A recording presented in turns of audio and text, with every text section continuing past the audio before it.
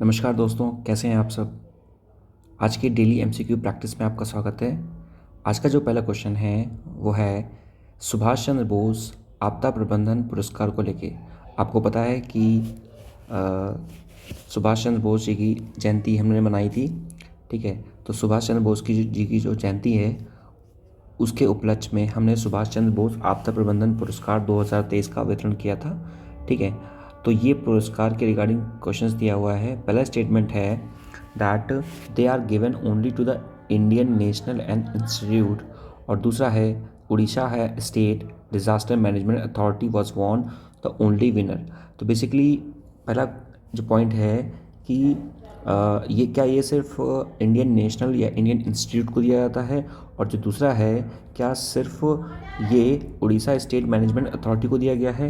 देखिए, इसके रिगार्डिंग एक पीआईबी में भी आर्टिकल निकला था, तो इस आर्टिकल में साफ साफ बताया गया है कि जो आपदा प्रबंधन पुरस्कार है 2023 का वो दिया गया है उड़ीसा के स्टेट मैनेजमेंट अथॉरिटी को with lungi fire station of the Mizoram, यानी कि ये दो लोगों को दिया गया है। उड़ीसा के डिज़ास्टर मैनेजमेंट अथॉरिटी को, क्योंकि उन्होंने बहुत अच्छे से फ्लड का मैनेजमेंट या जो भी फ्लड आया उसका मैनेजमेंट किया हुआ है, और फायर स्टेशन ऑफ मिज़ोरम।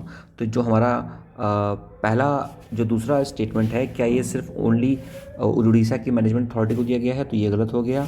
दूसरा, आपको ये पता होना चाहिए कि ये जो सुभाष चंद्र बोस आपदा प्रबंधन पुरस्कार है ये सिर्फ इंडियन नेशनल्स या फिर इंडियन इंस्टीट्यूट को दिया जाता है। ठीक है, और इसके लिए जो इंडियन इंस्टीट्यूट हैं, ठीक है, अगर ये उनको दिया जा रहा है तो 51 लाख रुपए की 51 लैक्स की जो धनराशि वो दी जाती है, और अगर ये एक इंडिविजुअल को दिया जा रहा है, किसी एक व्यक्ति विशेष को दिया जा रहा है, तो उसके लिए 5 लाख रुपए की धनराशि निर्धारित की गई है। ठीक है, तो ये नरेंद्र मोदी जी ने ये अवार्ड दिया था। ठीक है, तो सुभाष चंद्र बोस जी के बारे में ये क्वेश्चन हो गया।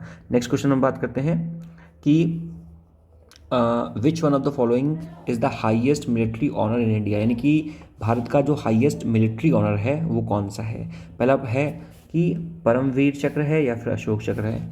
तो जो ऑप्शन करेक्ट होगा वो हो जाएगा सी, यानी कि जो दोनों ही हैं वो इंडिया के हाईएस्ट मिलिट्री ऑनर्स हैं। पर डिफरेंस इतना है, देखिए दो तरह के मेडल होते हैं, दिए जाते हैं। पहला है आपका वॉर टाइम गैलेंट्री अवार्ड और peace time gallantry award. War time gallantry award उसे दिया जाता है कि जो जैसे वॉर करते टाइम उनको कोई चोट लग गई या कोई हादसा हो गया, तो उस टाइम पे जो अवार्ड दिए जाते हैं वो होते हैं war time gallantry award. Peace time gallantry award दिए जाते हैं नॉर्मल कंडीशन पे। ठीक है, वॉर टाइम गैलेंट्री अवार्ड की में हमारा सबसे पहले आता है परमवीर चक्र, दूसरा महावीर चक्र, और फिर उसके बाद वीर चक्र, और पीस टाइम में आता है अशोक चक्र, कीर्ति चक्र और शौर्य चक्र। ठीक है, तो परमवीर चक्र ऑब्वियसली ये हाईएस्ट गैलेंट्री अवार्ड है ड्यूरिंग द वॉर टाइम, ये भी सही है। और ये अशोक चक्र जो है वो हाईएस्ट गैलेंट्री अवार्ड है ड्यूरिंग द पीस टाइम। दोनों ऑप्शन आपके सही हो जाएंगे। आपको पता है क्या, जो अंडमान और निकोबार आइलैंड है, तो वहाँ पर अंडमान आइलैंड पर जो महावीर हैं, मतलब अंडमान आइलैंड में जो भी हमारे फाइटर्स थे जो शहीद हो गए हैं, तो उनके नाम पर कई सारे अंडमान आइलैंड का नाम चेंज किया गया है, इसीलिए हमने ये प्रश्न यहाँ से उठाया है। ठीक है, नेक्स्ट कर बात करें कि देखिए यहाँ पे लिखा हुआ है कि Andaman island named after the Paramvir Chakra awardees. तो अंडमान के कई सारे आइलैंड्स का नाम परमवीर चक्र जो है उसके अवार्डीज के नाम पर रखा गया है। परमवीर चक्र कैसा कैसा अवार्ड है, ये पीस टाइम अवार्ड है, यहाँ पर देखें। ठीक है, परमवीर चक्र वॉर टाइम है और अशोक चक्र जो है वो पीस टाइम है। ठीक है, नेक्स्ट हम बात करते हैं कि यहाँ पर आपको पता होना चाहिए कि जो अंडमान और निकोबार है, तो यहाँ की थोड़ी सी लोकेशन आपको पता होनी चाहिए। देखिए, अगर हम अंडमान की बात करें तो अंडमान 3 पार्ट में बना हुआ है। First is the north Andaman, second is the middle Andaman and the little Andaman. ठीक है, उसके बाद अगर बात करें कि इसकी जो कैपिटल है वो कहाँ पर है, तो अंडमान की जो कैपिटल है वो क्या है, पोर्ट ब्लेयर, और वो है आपका मिडिल अंडमान में, तो ये आपको पता होना चाहिए। ठीक है, तो सबसे पहले आ जाएगा हमारा नॉर्थ अंडमान, फिर आ जाएगा मिडिल अंडमान, और फिर उसके बाद आ जाएगा लिटिल अंडमान। और जो कैपिटल है वो कहाँ पे, पोर्ट ब्लेयर, वो है आपकी मिडिल अंडमान में। ठीक है, फिर उसके बाद ये देखिए एक यहाँ पर ये भी आइलैंड है सेंटिनलीज आइलैंड, ये भी आपको पता होना चाहिए। बैरन आइलैंड, ये क्या है आपका, वोल्केनो है। ठीक है, ये आपका एक्टिव वोल्केनो है। नॉरकंडम आइलैंड, ये भी आपको पता होना चाहिए। कोको आइलैंड, ये भी आपको पता होना चाहिए। ठीक है, लैंडफॉल आइलैंड, ये भी आपको पता होना चाहिए। ठीक है, फिर उसके बाद आपको पता होना चाहिए यहाँ पर कि जो नॉर्थ अंडमान, मिडिल अंडमान और लिटिल अंडमान। यानी कि जब अंडमान जहाँ से ख़त्म होता है तो वहाँ पर एक चैनल जाता है, इसका नाम क्या है, 10 डिग्री चैनल। तो आपको पता होना चाहिए कि 10 डिग्री चैनल कहाँ पे है। 10 डिग्री चैनल अगर बात करें तो लिटिल अंडमान और कार निकोबार के बीच में है। लिटिल अंडमान और कार निकोबार के बीच में 10 डिग्री चैनल है, ठीक है। तो ये यहाँ तक ये जो पूरे हो गए, ऊपर ये है पूरा अंडमान आइलैंड, और नीचे आते हैं क्या, निकोबार आइलैंड। अंडमान में भी 3 हैं, कौन कौन से, पहला है नॉर्थ अंडमान, मिडिल अंडमान और फिर उसके बाद लिटिल अंडमान। निकोबार में क्या है, निकोबार में है कार निकोबार, फिर उसके बाद लिटिल निकोबार और फिर उसके बाद ग्रेट निकोबार। यानी कि जैसे अंडमान में 3 है वैसे निकोबार में भी 3 है, कार निकोबार, लिटिल निकोबार और ग्रेट निकोबार। ध्यान रखिएगा, ग्रेट निकोबार या फिर यहाँ पर ग्रेट चैनल, और ग्रेट निकोबार में क्या है हमारा, यहाँ पर हमारा क्या है, इंदिरा पॉइंट, ठीक है, इंदिरा पॉइंट। इसको हम लोग पिग मैलियन पॉइंट भी कहते हैं, ठीक है। और यहाँ पर आपको बताना चाहिए सोम ब्रीरो चैनल है यहाँ पर, तो ये आपको पता चाहिए। बस इंपॉर्टेंट यहाँ पर ये कि आपको ये 10 डिग्री चैनल पता होना चाहिए कि लिटिल अंडमान और कार निकोबार के बीच में है, और यहाँ पर ये बैरन आइलैंड है जो कि एक्टिव वोल्केनो है, ठीक है। फिर हम बात करते हैं विच of the following is true regarding the scorpion class submarine, ठीक है। तो आपको पता है क्या कि अभी कई सारी सबमरीन हम लोग इंडिया में बना रहे हैं, ठीक है ना, इंडिजीनियसली, यानी कि हमारी इंडिजीनियसली टेक्नोलॉजी है, यानी कि देश में हम निर्माण कर रहे हैं, ठीक है ना, आत्मनिर्भर भारत को सपोर्ट कर रहे हैं। तो उसी के उपलक्ष्य में जो INS वागीर है उसको इंडियन नेवी में इंक्लूड किया। ये स्टेल्थ क्लास सबमरीन है, ठीक है, और ये सर्व करेगी एज ए पोटेंट डिटरेंट, यानी कि लोगों को पोटेंट डिटरेंट के रूप में ये काम करेगी, ठीक है। तो यहाँ पर पहले लिखा हुआ है कि स्टेटमेंट क्या, कि they are being built in the collaboration with the France, ठीक है। इसका आंसर मैंने आपको बता दिया था इस क्वेश्चन का, या ऑब्वियसली इसका बता दिया था, ठीक है। तो यहाँ पर लिखा हुआ है कि they are being built in the collaboration with the France, ठीक। दूसरा लिखा हुआ है they are the stealth submarine, तो यहाँ पे लिखा हुआ है क्या, ये स्टेल्थ क्लास सबमरीन है, ठीक है, ये भी सही है। ये क्या, build collaboration with the France, हाँ, फ्रांस के कोलैबोरेशन से बना हुआ है।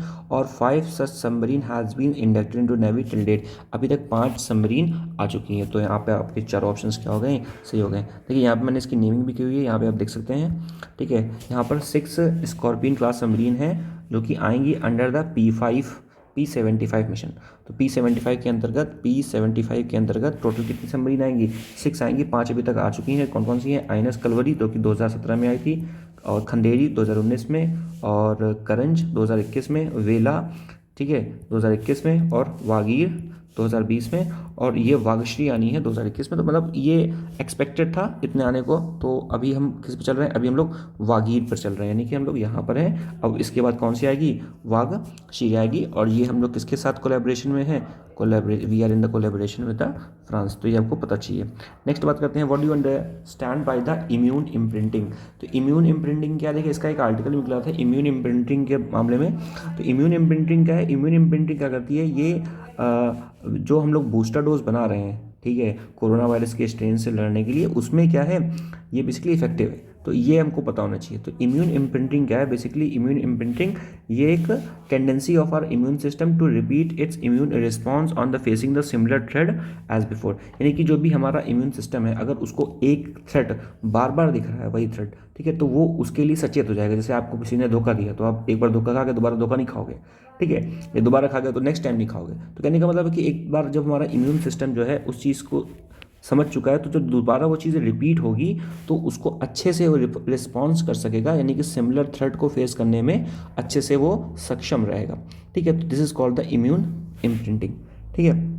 नेक्स्ट हम बात करते हैं कि which of the following is the reason why the astronomical distances are measured in the light year. आपको पता है कि जो भी एस्ट्रोनॉमिकल डिस्टेंसेज होते हैं, ये वैसे ये PYQ है, that is the previous year question है, ठीक है। तो आपको पता है कि जो भी एस्ट्रोनॉमिकल डिस्टेंसेज होते हैं, यानी कि जैसे हम लोगों को मेज़र करना है एक लेट से मार्स और, ठीक है, मार्स और हम लोगों को अर्थ के बीच की डिस्टेंस मेज़र करनी है, या फिर किसी एक डिस्टेंट कोई बहुत दूर एक प्लानट है उसका डिस्टेंस मेज़र करना है, तो वो डिस्टेंस किलोमीटर मीटर में नहीं मेज़र करते, क्योंकि किलोमीटर मीटर ये सारी बहुत ही छोटी यूनिट्स हैं। हम लोग किसमें यूज़ करते हैं? एस्ट्रोनॉमिकल डिस्टेंसेस में। ठीक है, तो इसको मेज़र करने के लिए हम लोग बेसिकली जो जिस इकाई का यूज़ करते हैं that is the light year. ठीक है, लाइट ईयर होता क्या है? लाइट की स्पीड होती है वैसे 3 × 10⁸ मीटर पर सेकेंड, यानी एक सेकेंड में लाइट इतनी डिस्टेंस ट्रैवल करती है। तो एक साल में लाइट जितनी डिस्टेंस ट्रैवल करेगी उसको इज इक्वल टू होता है 1 लाइट ईयर। समझ गए? एक साल में लाइट जितनी डिस्टेंस ट्रैवल करेगी is equal to 1 light year. ठीक है, अब यहाँ पे क्वेश्चन बोल रहा है कि इसमें से क्या रीज़न है कि जो एस्ट्रोनॉमिकल डिस्टेंसेस का मेजरमेंट किया जाता है वो लाइट ईयर में किया जाता है। पहला लिखा हुआ है distances among the stellars bodies do not change. ऐसा कुछ नहीं, डिस्टेंसेस चेंज होती रहती हैं, क्योंकि आपको पता है कि जो हमारा जो यूनिवर्स है, ये आपको पता होना चाहिए कि जो हमारा यूनिवर्स है वो क्या कर रहा है, वो बहुत ज़्यादा एक्सपैंड कर रहा है डेली बेसिस पे। तो यहाँ पे लिखा हुआ है कि वो चेंज नहीं हो रहा यूनिवर्स, तो ये सब गलत है। Gravity of the stellar body does not change, ये भी गलत है। ग्रेविटी भी क्या होती है? ग्रेविटी भी चेंज होती है। नेक्स्ट लिखा हुआ है light always travel in the same straight line. ये भी आपको पता है कि जो लाइट है वो हमेशा स्ट्रेट लाइन में फोकस मूव नहीं करती है। जैसे अगर आप इवन अगर लाइट यहाँ से जा रही है, सामने आप कोई शीशा रख देंगे तो लाइट की जो डायरेक्शन है वो क्या हो जाएगी? मुड़ जाएगी। तो लाइट हमेशा स्ट्रेट लाइन मूव नहीं करती है। But the option D is correct, the speed of the light is always same. जो लाइट की जो स्पीड है वो क्या है? हमेशा सेम रहती है। वो क्या होती है? 3 × 10⁸ मीटर पर सेकेंड। ठीक है, तो इस वजह से हम लोग जो भी एस्ट्रोनॉमिकल डिस्टेंसेज हैं उसका मेजरमेंट हम लोग किसमें करते हैं? लाइट ईयर में। लाइट ईयर क्या है? एक साल में लाइट के द्वारा जो डिस्टेंस चली जाती है किस रफ्तार से? 3 × 10⁸ मीटर पर सेकेंड के रफ्तार से, उसे हम लाइट ईयर कहते हैं। ठीक है, अब यहाँ पर एक फैक्ट ऑफ द डे देख लेते हैं। फैक्ट ऑफ द डे क्या है कि India energy week 2030 run up event in the Guwahati, ठीक है, graced by the union petroleum ministry and the chief minister of the Assam. ठीक है, तो यहाँ पर क्या है कि इंडिया एनर्जी वीक की शुरुआत हुई है। ठीक है, कहाँ पर? गुवाहाटी में। गुवाहाटी कहाँ पर है? गुवाहाटी आसाम की एक डिस्ट्रिक्ट है। ठीक है, आपको आसाम के रिगार्डिंग एक और न्यूज़ पता रहनी चाहिए कि आसाम में अभी डीलिमिटेशन कमीशन की भी बात हो रही थी। ठीक है, कि वहाँ पर जो डीलिमिटेशन कमीशन है तो उसको अपॉइंट करेंगे। और ध्यान रखिएगा डीलिमिटेशन कमीशन के रिगार्डिंग जो भी ताकतें होती हैं वो किसके पास होती हैं? सेंट्रल गवर्नमेंट के पास। ठीक है, तो यहाँ पर आपको ये जानने की ज़रूरत है कि इंडिया अभी रिन्यूएबल एनर्जी के लिए हम कौन कौन से कदम उठा रहे हैं। ठीक है, तो वह मैंने यहाँ पे कुछ चीज़ें लिखी हुई हैं, जैसे nationally determined commitment in the Paris agreement. हमने पेरिस एग्रीमेंट में इंडिया ने कमिटमेंट किया था। पेरिस एग्रीमेंट क्या है? COP21 की जो मीटिंग हुई थी 2015 में पेरिस में, उसी को हम लोग क्या बोलते हैं? COP21 या फिर पेरिस क्लाइमेट एग्रीमेंट। ठीक है, ये क्या है? ये एग्रीमेंट कहता है कि जो भी 21st सेंचुरी तक हमारा जो भी मीन एवरेज टेम्परेचर है वो 2 डिग्री से ऊपर नहीं बढ़ना चाहिए। यानी कि जो अभी अर्थ का टेम्परेचर है वो 2 डिग्री से ऊपर नहीं बढ़ना चाहिए, वरना ग्लोबल वार्मिंग और बढ़ेगी। ये कहता है पेरिस क्लाइमेट एग्रीमेंट। आपको ये पता होना चाहिए कि 2017 में यूएस ने डोनाल्ड ट्रम्प के अंतर्गत क्या किया था कि पेरिस क्लाइमेट एग्रीमेंट से वो हट गए थे। ठीक है, तो ये भी कुछ चीज़ें आपको पता होनी चाहिए। फिर हम बात करते हैं net zero emission targeted by 2070। India का जो नेट जीरो का इमिशन का टारगेट है वो कितना है? 2070, यानी कि 2070 तक हम लोग नेट जीरो टारगेट को अचीव करने की कोशिश करेंगे। फिर आपको पता देनी चाहिए कि इंडिया की जो इंस्टॉल्ड सोलर कैपेसिटी है वो अभी कितनी है। देखिए इंडिया कहाँ आती है, जैसे अगर बात किया जाए कि ये मैं एक बहुत रफ मैप ड्रॉ कर रहा हूँ। ठीक है, जैसे कुछ ज़्यादा ही रफ हो गया, जस्ट मिनट। जैसे मैं इंडिया का एक रफ मैप ऐसे ड्रॉ करूँ, ठीक है, तो आपको पता होनी चाहिए कि जैसे इंडिया का ये जो पार्ट है दिस, ठीक है, यहाँ पर ये है, दिस इज़ द इक्वेटर। ठीक है, दिस इज़ द इक्वेटर। ठीक है, और ये है आपकी कैंसर। ठीक है, इक्वेटर और कैंसर के बीच का जो एरिया होता है वो होता है आपका ट्रॉपिकल एरिया। यानी कि इंडिया का ये जो पार्ट है ये ट्रॉपिकल एरिया में आता है। ट्रॉपिकल के ऊपर का जो, यानी कि कैंसर के ऊपर का जो एरिया होता है वो होता है सब ट्रॉपिकल। तो ये एरिया सब ट्रॉपिकल का, यानी कि हमारे पास पर्याप्त मात्रा में क्या है? एनर्जी है, धूप है, तो इसका हम लोग यूज़ करेंगे। तो इंडिया की भी बात की जाए कि इंडिया में अभी टोटल जो इंस्टॉल्ड कैपेसिटी है वो है आपका 60.4 गीगावाट। ठीक है ना, गीगावाट। तो इंडिया की अभी तक की जो रिन्यूएबल एनर्जी की कैपेसिटी है, सोलर एनर्जी कैपेसिटी है, वो है 60 गीगावाट। ठीक है। और हमने जर्मनी को ओवरटेक कर लिया है रिन्यूएबल एनर्जी के मामले में, तो ये आपको पता होना चाहिए। दूसरी चीज़ आपको ये पता होनी चाहिए कि हमारे यहाँ पे इंडिया में जो ministry of new and renewable energy है, उनकी रिपोर्ट आई थी 2021 में। उसके अकॉर्डिंग टोटल जो अभी तक की सबसे ज़्यादा इंस्टॉल्ड कैपेसिटी है वो कहाँ पर है, राजस्थान में है, फिर कर्नाटक में है, फिर गुजरात में है, फिर आंध्र प्रदेश में है, ठीक है। और आपको पता होना चाहिए कि राजस्थान में भी अभी जो रिन्यूएबल एनर्जी के कई सारे प्रोजेक्ट हैं वो इंस्टॉल्ड किए गए हैं, ठीक है। सो फ्रेंड्स आज इस वीडियो को यहीं पे ख़त्म करते हैं। तो ये इस वीडियो में हमने बात की कई सारे क्वेश्चंस के बारे में और उनकी थोड़ी डिटेलिंग के बारे में। अगर आपको वीडियो अच्छी लगी हो तो आप इसको लाइक कर सकते हैं, चैनल को सब्सक्राइब कर सकते हैं और अपने दोस्तों के साथ इस वीडियो को शेयर कर सकते हैं। मिलते हैं आपसे नेक्स्ट वीडियो में। Thank you.